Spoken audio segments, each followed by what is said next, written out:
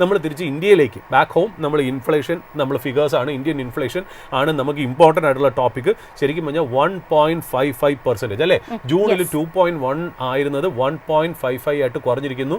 അതായത് 8 കൊല്ലത്തെ ഏറ്റവും താഴ്ന്ന നില, ജാസ്മിൻ പറഞ്ഞ പോലെ. അതായത് ലാസ്റ്റ് ടൈം ഇത് വന്നത് ജൂലൈ 2017 ഈ ഫിഗർ വന്നതെന്നുള്ളതാണ്.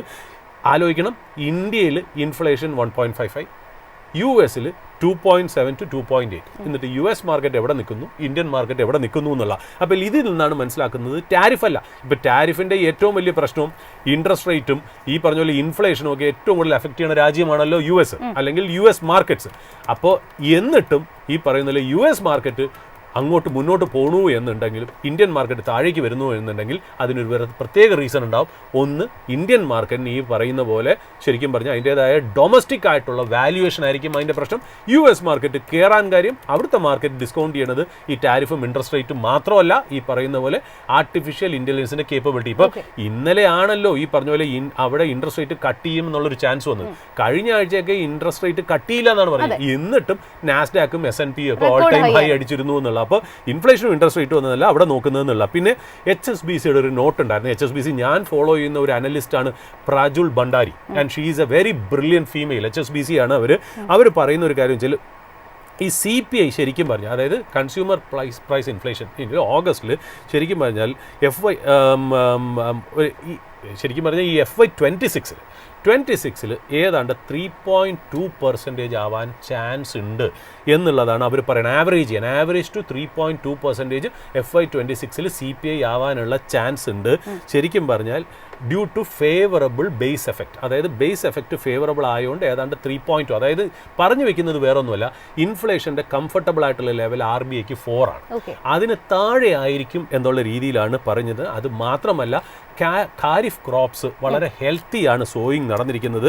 അതുമാത്രമല്ല ഈ പറയുന്ന പോലെ കമോഡിറ്റി പ്രൈസസ് ഭയങ്കരമായിട്ട് താന്നു നിൽക്കുന്നതും ഇതെല്ലാം കൂടെ ചേർന്ന് ഇൻഫ്ലേഷൻ ഏതാണ്ട് FY 26 3.2% ആവറേജ് ചെയ്യാൻ ചാൻസ് ഉണ്ടെന്നാണ് HSBCയുടെ ഈ പ്രാജുൽ ഭണ്ഡാരി പറഞ്ഞു വയ്ക്കുന്നത് എന്നുള്ളത്. അങ്ങനെയാണെങ്കിൽ ഫോർത്ത് ക്വാർട്ടർ ഓഫ് 2025-26 ഒരു 25 ബേസിസ് പോയിന്റ്സ് കട്ടും കൂടി വരാൻ ചാൻസ് ഉണ്ട് എന്നുള്ളത് പറഞ്ഞു വയ്ക്കുന്നു എന്നുള്ളതാണ്.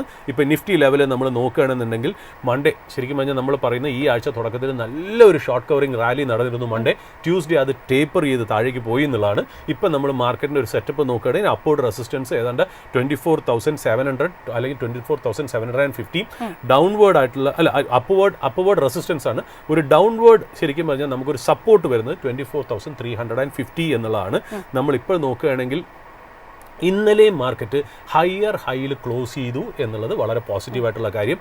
ബാങ്ക് നിഫ്റ്റിയിൽ നല്ല രീതിയിൽ ഷോർട്ട് ഉണ്ട് എന്നുള്ള കാണിക്കുന്നത്. എവിടെയെങ്കിലും വെച്ചൊരു ഷോർട്ട് കവറിങ് റാലി വന്നാൽ ബാങ്ക് നിഫ്റ്റി ഭയങ്കരമായിട്ട് തിരിച്ചു വലിച്ചേക്കാം എന്നുള്ളതാണ്. പക്ഷേ അതിനകത്ത് കോൺട്രറി ആയിട്ട് എനിക്ക് കിട്ടുന്ന ഒരു ഡേറ്റ എന്ന് വെച്ചാൽ ഇന്ത്യൻ വിക്സ് വോളറ്റിലിറ്റി ഇൻഡെക്സ് നമ്മൾ നോക്കുകയാണെങ്കിൽ ദാറ്റ് സർജ് ടു 12.23. അതിൽ നിന്ന് പറയുന്ന നമ്മളൊന്ന് വായിച്ചെടുക്കുകയാണെങ്കിൽ ഒരു ഇമ്മീഡിയറ്റ് ആയിട്ട് ഒരു ബിഗ് പുൾ ബാക്ക് റാലി കാണില്ല എന്നുള്ള രീതിയിലാണ് ഇന്ത്യ വിക്സ് ഇൻഡിക്കേറ്റ് ചെയ്തു. എന്നാൽ നമ്മൾ നിഫ്റ്റി ലെവൽസ് അല്ലെങ്കിൽ പുട്ട് കോൾ റേഷ്യോ ഒക്കെ വെച്ച് നോക്കി എസ്പെഷ്യലി ബാങ്ക് നിഫ്റ്റി നോക്കുകയാണെങ്കിൽ നല്ല രീതിയിൽ ഷോർട്ട്സ് ഉണ്ട്. അത് എപ്പോഴാണ് ഷോർട്ട് കവറിങ് റാലി വരുന്നതെന്നറിയില്ല. അതിനൊരു ട്രിഗർ വേണം. ആ ട്രിഗർ എന്താണ്? ഇനി വെള്ളിയാഴ്ച റഷ്യയും US തമ്മിലുള്ള ടോക്സ് ആയിരിക്കും എന്നുള്ളതാണ് നമുക്ക് ഒറ്റ നോക്കേണ്ട കാര്യം. ഇപ്പോൾ ഇന്ത്യയിൽ നമുക്ക് നോക്കുകയാണെങ്കിൽ ഡയറക്റ്റ് ടാക്സ് കളക്ഷൻ ശരിക്കും പറഞ്ഞാൽ ഡൗൺ 4% ആണെന്നുള്ള. ഡൗൺ 4% എന്ന് പറയുമ്പോൾ ശരിക്കും പറഞ്ഞാൽ നല്ല കളക്ഷൻ ഉണ്ടായിരുന്നു. അതായത് ഡയറക്റ്റ് ടാക്സ് എന്ന് പറഞ്ഞാൽ corporation tax, non corporation tax, security transaction tax, അങ്ങനെ വരുന്ന പല വിഭവങ്ങൾ ചേർന്നിട്ടാണ് ഈ പറയുന്നത് ഡയറക്റ്റ് ടാക്സ് കളക്ഷൻ ഫിഗേഴ്സ് വരുന്നത്. നമുക്ക് ഇപ്രാവശ്യം വന്നിരിക്കുന്ന ഫിഗേഴ്സ് 7,98,000 crores ആണ്. ബട്ട് അതിൽ കുഴപ്പമെന്ന് വെച്ചാൽ അതിൽ ഏതാണ്ട് 1,34,000 crores റീഫണ്ട് ആണ് പോയിരിക്കുന്നത്. അത് കാരണം 7,98,000 crores എന്ന് പറയുന്നത് 6,63,000 crores ആയിട്ട് കുറഞ്ഞിരിക്കുന്നു എന്നുള്ളതാണ്. അതിൻ്റെ ഉദാഹരണം എന്ന് വെച്ചാൽ നമ്മൾ കഴിഞ്ഞ കൊല്ലം അതായത് FY 25 ബഡ്ജറ്റ് എസ്റ്റിമേറ്റ് എത്രയെന്നറിയോ? നമുക്ക് ഡയറക്റ്റ് ടാക്സ് കളക്ഷൻ ഏതാണ്ട് 22 lakh crore നമുക്ക് കിട്ടുമെന്നായിരുന്നു. എന്നിട്ട് ശരിക്കും പറഞ്ഞാൽ നമുക്ക് കിട്ടിയത് 22,26,000 crores നമ്മൾ കളക്ട് ചെയ്തു. ഇപ്പോൾ FY26 നമ്മൾ വെച്ചിരിക്കുന്ന ബഡ്ജറ്റ് 25 ബഡ്ജറ്റഡ് എസ്റ്റിമേറ്റ്സ് എന്ന് പറയുന്നത് 25.2 lakh crore കളക്ട് ചെയ്യും എന്നാണ് നമ്മൾ വിശ്വസിക്കുന്നത്. ഏതായാലും നമുക്കറിയില്ല ഇനി വരും ക്വാർട്ടേഴ്സ് എങ്ങനെയായിരിക്കും എന്നുള്ള. അതായത് ഈ 12 ലക്ഷം വരെയുള്ള tax cut, income tax rate cut പറഞ്ഞിട്ട് പോലും ഗവൺമെൻറ് വെച്ചിരിക്കുന്നത് കഴിഞ്ഞ കൊല്ലം 22 lakhs ആണെങ്കിൽ ഇക്കൊല്ലം 25 ലക്ഷം കോടിയായിരിക്കും കിട്ടാൻ ചാൻസ് ഉള്ളതെന്നുള്ളതാണ് എക്സ്പെക്ടേഷൻ. അത് എത്തുമോ എന്നുള്ളത് നോക്കണം എന്നുള്ള. പിന്നെ ഒരു റിസ്ക് ഞാൻ ആക്ച്വലി ഒന്ന് കണ്ട കാര്യം ഞാൻ പേഴ്സണലി ഷെയർ ചെയ്യാം. ഇത് നിങ്ങൾ എടുക്കുക വേണ്ട, ശരിക്കും പറഞ്ഞാൽ ഞാനൊരു ഔട്ട്സൈഡ് ചാൻസ് ആണ് വരുന്നത്. അപ്പം നമ്മൾ മാർക്കറ്റ് എന്തുകൊണ്ട് താഴേക്ക് വരുന്നു എന്നുള്ളതാണല്ലോ നമ്മൾ നോക്കുന്നത്, ഇന്ത്യൻ മാർക്കറ്റ്. ബാക്കി എല്ലാ മാർക്കറ്റും നമ്മൾ നോക്കുമ്പോൾ US market, south east Asian markets, European markets, Chinese market, Japanese market, Australian market, ഓസ്ട്രേലിയയൊക്കെ പുതിയ ഹൈ അടിച്ച് പോകുന്നു എന്നുള്ള. എന്തുകൊണ്ടാണ് ഇന്ത്യൻ മാർക്കറ്റ് ഡൗൺ ആവണേ എന്നുള്ളതാണ്. ഇപ്പോൾ ടാരിഫ് ഇമ്പാക്റ്റ് മാത്രമൊന്നുമല്ല, ടാരിഫിന് മുമ്പേയും ഇന്ത്യൻ മാർക്കറ്റ് കറക്റ്റ് ചെയ്ത് തുടങ്ങി എന്നുള്ളത് വളരെ ഇമ്പോർട്ടൻ്റ് ആയിട്ടുള്ള കാര്യം. അപ്പോൾ ഒന്ന് ഓവർ വാല്യൂഷൻ ആയിരുന്നു എന്നുള്ളത് നമ്മൾ പല ടൈമിലായിട്ട് പറഞ്ഞു വെച്ചിരിക്കുന്നു. രണ്ടാമത്തെ കാര്യം, നമ്മൾ വീണ്ടും പറഞ്ഞു ഇൻഡെക്സിലുള്ള പല കമ്പോണൻസിനും ശരിക്കും പറഞ്ഞാൽ ഇതായിട്ട് വലിയ എന്താ പറയുക ഒരു ടാരിഫായിട്ട് വളരെ ഇമ്പാക്റ്റ് ഇല്ല എന്നല്ലേ പറഞ്ഞു വെച്ചത്.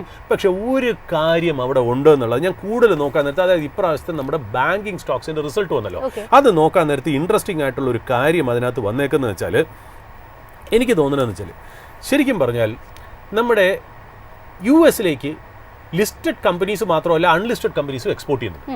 അതായത് നമ്മൾ വിചാരിക്കും പോലെയല്ല. ശരിക്കും പറഞ്ഞാൽ നമ്മൾ ഇൻഡെക്സ് കോൺസ്റ്റിറ്റ്യൂവൻസ് നോക്കുകയാണെങ്കിൽ ഇൻഡെക്സ് കോൺസ്റ്റിറ്റ്യൂവൻസ് ഭയങ്കരമായിട്ട് US-ലേക്ക് ശരിക്കും പറഞ്ഞാൽ അയക്കുന്നില്ല എന്നുള്ളത് നമ്മൾ മനസ്സിലാക്കിയിരുന്നല്ലോ. കാര്യം ബാങ്ക്സും അല്ലെങ്കിൽ ഫിനാൻഷ്യൽ ഇൻസ്റ്റിറ്റ്യൂഷൻസും ആണ് ഇൻഡെക്സിന്റെ ഭയങ്കരമായിട്ടുള്ള ഒരു ഇമ്പോർട്ടൻറ്റ് കമ്പോണന്റ്. പിന്നെ വരുന്നത് റിലയൻസ് ആണ്, പിന്നെ വരുന്നത് എന്താ ഈ പറയുന്ന പോലെ ഈ IT കമ്പനികളാണ്. IT കമ്പനികളുടെ കാര്യത്തിൽ അതായത് മെർക്കൻഡൈസ് ഗുഡ്സിൽ മാത്രമേ ടാരിഫ് വന്നിട്ടുള്ളൂ, സർവീസ് എക്സ്പോർട്സിൽ വന്നിട്ടില്ല. അപ്പോൾ എന്തുകൊണ്ടാണ് നിഫ്റ്റി എന്നിട്ടും താഴേക്ക് പോകണത് എന്നുള്ളതാണ് നമ്മൾ നോക്കിയെന്നുള്ളത്. പക്ഷേ അതിനകത്തൊരു ഭയങ്കര ഇമ്പോർട്ടൻ്റ് ആയിട്ടുള്ള കാര്യമുണ്ട്. അതായത് ഇപ്പോൾ നിഫ്റ്റിയിലെ നല്ലൊരു സമാധാനം ബാങ്ക്സ് ആണല്ലോ. നമ്മൾ ഈ അമേരിക്കയിലേക്ക് എക്സ്പോർട്ട് ചെയ്യുന്നത് ലിസ്റ്റഡ് കമ്പനീസ് മാത്രമല്ല അൺലിസ്റ്റഡ് കമ്പനീസ് ആണെന്ന് പറഞ്ഞു വയ്ക്കും. ഒരുപാട് SMEs ഇതിനകത്ത് എക്സ്പോർട്ട് ചെയ്യുന്നുണ്ട് അല്ലേ. SMEs ഒരുപാടെണ്ണം എക്സ്പോർട്ട് ചെയ്യുന്നു.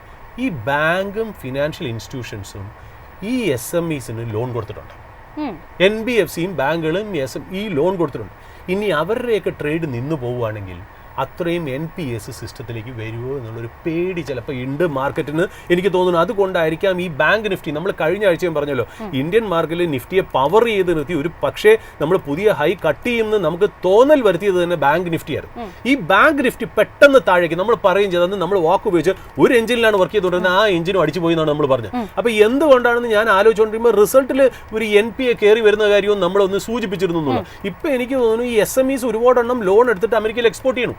ഇത് ഹിറ്റായി കഴിഞ്ഞാൽ അത് ബാഡ് ലോൺ ആവോ എന്നുള്ളൊരു പ്രശ്നം അതിനകത്ത് ഉണ്ട് എന്നുള്ളതാണ് ഒരു ഇമ്പോർട്ടൻ്റ് ആയിട്ടുള്ള കാര്യം. പിന്നെ ഞാൻ നോക്കുമ്പോൾ ഞാൻ കാണുന്ന വേറൊരു കാര്യമുണ്ട്. അതായത് ഇപ്പം നമ്മൾ ഈ ഡോളറിൽ ഇപ്പം നമ്മൾ ഏതാണ്ട് 87ലേക്കൊക്കെ വന്നു അല്ലേ. ഡോളർ ഇന്ത്യയിൽ 87ലേക്കൊക്കെ വന്നു. അത് 88 എത്തും എന്ന് പറയുന്ന സ്പെക്കുലേഷൻസ് ഉണ്ട്. ഇത് 90 വന്നാൽ എന്താവാ?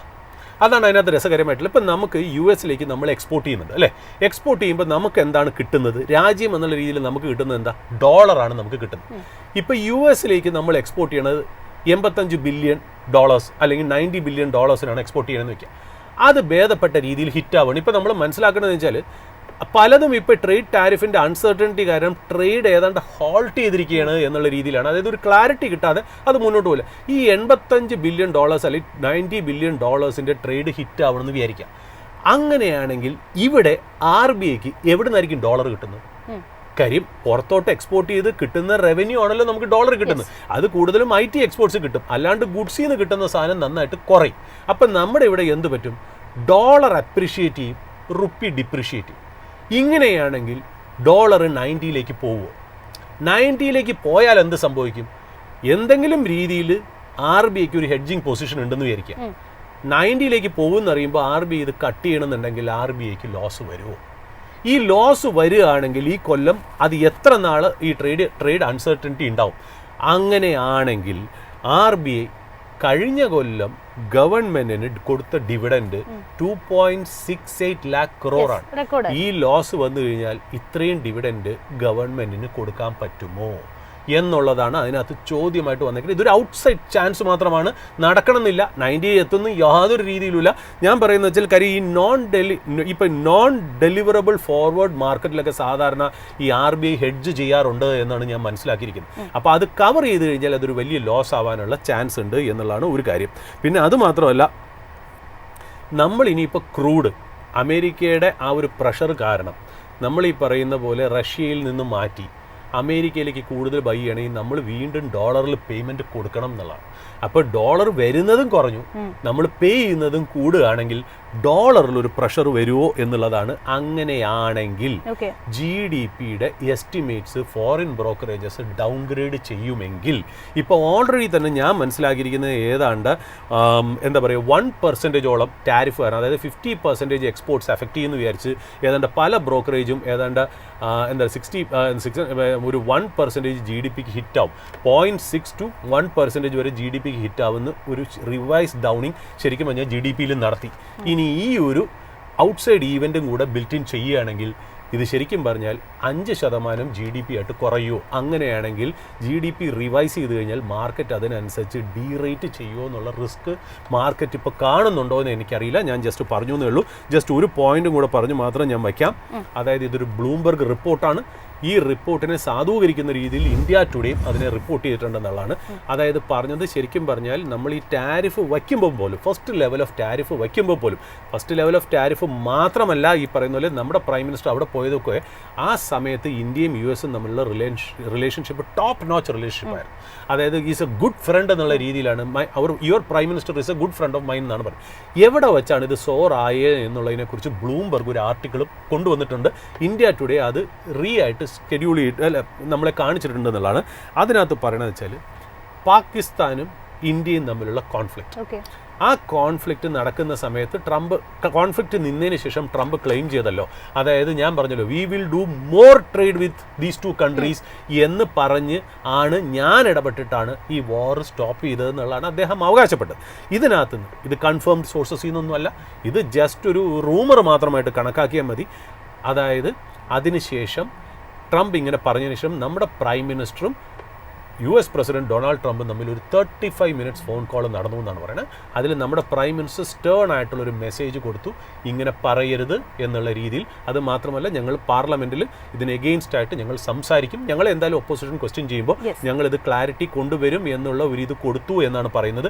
അത് കൂടാതെ തന്നെ പറഞ്ഞു വയ്ക്കുന്നൊരു പോയിന്റ് ട്രംപ് അഡ്മിനിസ്ട്രേഷൻ മോഡിയെ വൈറ്റ് ഹൗസിലേക്ക് ക്ഷണിച്ചിരുന്നു എന്നുള്ള അതൊരു ട്രാപ്പായിട്ട് ഇന്ത്യൻ ഏജൻസീസിന് തോന്നി. കാര്യം അവിടെ അസിം മുനീർ പാക് മിലിറ്ററി ചീഫ് രണ്ടുപേരും കൂടി വന്നിട്ട് ആക്സിഡൻ്റലി ഇവർ രണ്ടുപേരും കൂടെ മീറ്റ് ചെയ്യുമ്പോൾ ഒരു ഷെയ്ക്ക് ഹാൻഡ് കൊടുക്കുന്ന പോലെ ട്രംപ് കാണിച്ച് അദ്ദേഹത്തിനെ തന്നെ പ്രൊജക്റ്റ് ചെയ്ത് നോബൽ പീസ് പ്രൈസ്, അതായത് ഞാൻ റഷ്യയും ഉക്രൈനും നിർത്തി, പാലസ്തീനും എന്താ പറയുക ഗാസയും ഇസ്രായേലും നിർത്തി, ഇറാനും ഇസ്രായേലും നിർത്തി, രാജ്യത്തുള്ള മറ്റുള്ള കൺട്രീസായിട്ടുള്ള വാറുകളൊക്കെ നിർത്തി, ഏതാണ്ട് ലോകത്ത് 52 വലുതും ചെറുതുമായിട്ടുള്ള ചെറിയ യുദ്ധങ്ങളൊക്കെയാണ്, ഇതെല്ലാം ഞാൻ നിർത്തി, ഏതാണ്ട് നോബൽ പീസ് പ്രൈസിന് വേണ്ടി പോസ് ചെയ്യുന്ന ഒരാളായിട്ട് നമ്മളെ ആക്സിഡൻ്റലി അതിൽ കൊണ്ടുവച്ച് അസീം മുനീറായിട്ട് നമ്മളെ ഷേക്ക് ഹാൻഡ് കൊടുക്കുമോ എന്ന് പേടിയുണ്ടായിരുന്നു എന്നുള്ളതാണ് ഇപ്പോഴത്തെ ഒരു റിപ്പോർട്ട് പറയുന്നതെന്നുള്ള. അപ്പോൾ ഇത്രയും കാര്യങ്ങളാണ് കാര്യം. അതിനുശേഷമാണ് ഈ പറഞ്ഞ പോലെ അദ്ദേഹത്തിൻ്റെ സ്വരം മാറി.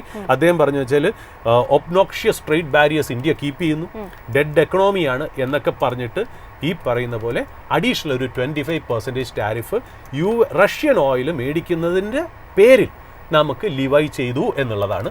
വേറെ ഒരു രാജ്യങ്ങൾക്ക് European Union rare earth minerals മേടിക്കുന്നതിലോ അമേരിക്ക തന്നെ ഈ പറഞ്ഞ പോലെ പല്ലേഡിയം യുറേനിയം മേടിക്കുന്നതിലോ മറ്റുള്ള രാജ്യങ്ങൾ LNG ഒക്കെ മേടിക്കും, യൂറോപ്യൻ യൂണിയൻ LNGകൾ മേടിക്കുന്നതിനൊന്നും ഒരു ടാരിഫില്ല. നമുക്കും ബ്രസീലിനും മാത്രം, ഈവൻ ചൈനയ്ക്ക് പോലും റഷ്യയുടെ പേരിൽ കൊടുത്തിട്ടുള്ളതല്ല, നമുക്കും ബ്രസീലിന് മാത്രം. ബ്രസീൽ നമ്മളിത് ഓരോ കൺട്രി ആയിട്ട് എന്തിനു വെച്ചു എന്നുള്ള അനലൈസ് ചെയ്തപ്പോൾ ബ്രസീലിലേക്ക് വെച്ചത് പേഴ്സണൽ ഈഗോ ആണ് എന്നുള്ളത് പഴയ പ്രസിഡന്റിന് എഗെയിൻസ്റ്റ് ആയിട്ട് എടുത്ത നടപടികളും അതുമാത്രമല്ല അമേരിക്കൻ സോഷ്യൽ മീഡിയയ്ക്ക് അവിടെ വെച്ചിരിക്കുന്ന ടാക്സേഷൻസും അല്ലെങ്കിൽ അവിടെ വെച്ചിരിക്കുന്ന ഒരു റെസ്ട്രിക്ഷൻസും ആയിരുന്നു ട്രംപിനെ ബ്രസീലിന്റെ മുകളിൽ ഇത് അടിച്ചേൽപ്പിക്കാൻ നിർബന്ധിച്ചത്. അതായത് there is an ego and politics behind that. അതേപോലെ ഇന്ത്യയുടെ പുറകിലും ഒരു ഈഗോയും പൊളിറ്റിക്സും ആയിരുന്നിരിക്കാമെന്ന് നമ്മൾ ആലോചിച്ചിരുന്നു 2 ആഴ്ച മുമ്പേ. ഇപ്പോൾ അത് ബ്ലൂംബർഗ് റിപ്പോർട്ട് വഴി അല്ലെങ്കിൽ ഇന്ത്യ ടുഡേ വഴി അതും പറഞ്ഞിരിക്കുന്നു എന്നുള്ള. അപ്പോൾ ആ പേഴ്സണൽ ഈഗോ ആണ് ഇതിന് കാരണം എന്നുള്ളത് പറഞ്ഞു വയ്ക്കുന്നു. എന്തായാലും നമുക്കിനി വെള്ളിയാഴ്ചയാണ് ഇമ്പോർട്ടൻറ്റ് ഡേറ്റ്, നാളെ കൂടെ നമുക്ക് ട്രേഡിംഗ് ഉള്ളൂ എന്നുള്ളത് പറഞ്ഞു വയ്ക്കുന്നു.